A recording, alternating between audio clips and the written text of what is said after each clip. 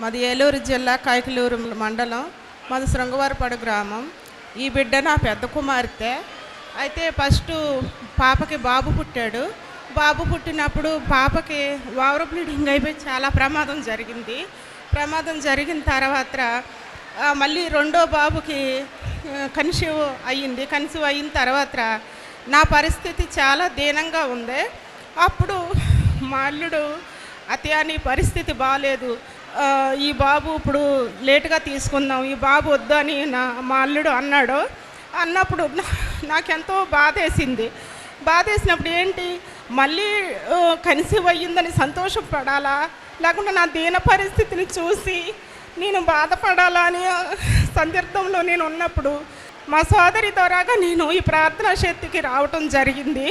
తర్వాత మా అక్క మాటలు విని నేను యూట్యూబ్ పెట్టుకుని సాక్ష్యాలని అయ్యగారు చెప్పే వాక్యాన్ని వింటూ ఉండేదాన్ని.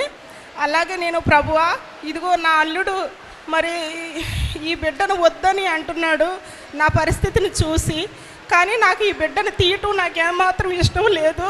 ప్రభువా ఈ బిడ్డని నేను బలవంతంగా ఉంచుతున్నాను, మరి నాకు ఈ బిడ్డను క్షేమంగా ఇస్తే నీ సన్నిధిలో నేను సాక్ష్యం చెప్పుకుని నేను సాక్షిగా నిలబడతానని నేను దేవుడికి అడిగాను. అడిగినప్పుడు ఆరోగ్యమైన బిడ్డని నాకు దేవుడు దయచేశాడు.